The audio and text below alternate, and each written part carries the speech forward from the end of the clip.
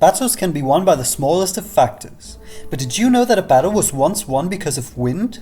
This happened during the War of the Roses at the Battle of Towton in 1461 AD, between the forces of the House of York under Edward IV and the House of Lancaster under Henry VI.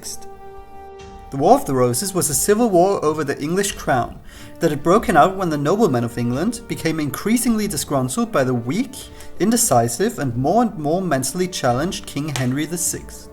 War finally broke out when Edward of House York proclaimed himself king in opposition to Henry.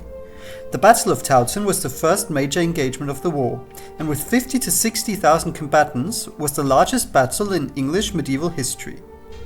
But how did the wind prove to be a decisive factor in this battle? The day of the battle was bitterly cold, with a snowstorm sweeping across the battlefield, meaning many soldiers would cover themselves in blankets to stay warm. The wind also proved to be a challenge to the longbowmen, as it made it very difficult to accurately determine firing angles. Longbowmen had become a staple of English armies, having proven their usefulness as battles such as the Battle of Agincourt against the Kingdom of France 46 years earlier. Lord Fauconberg, the leader of the Yorkist Vanguard, was an experienced commander of the 100 Years' War, and he noticed that the wind would provide a significant challenge to the longbowmen. As such, he recommended to Edward to draw up his battle lines so that his archers would be shooting downwind, forcing the Lancastrian archers to shoot upwind.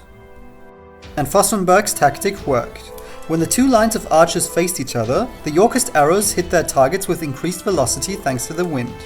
Meanwhile, the Lancastrian projectiles fell short of the Yorkist lines, were picked up and fired back into Lancastrian lines. This meant that the Yorkist bowmen were able to deal heavy casualties, while their opponents were unable to fire effectively at all. The Lancastrian commanders, noticing their inability to fire the arrows at the enemy, sent their weakened infantry charging at the Yorkist lines. Whittled down by arrow fire, weakened by the cold and tired by their charge, the Lancastrian army was eventually soundly defeated, setting in motion the chain of events that would eventually lead to the creation of the Tudor dynasty.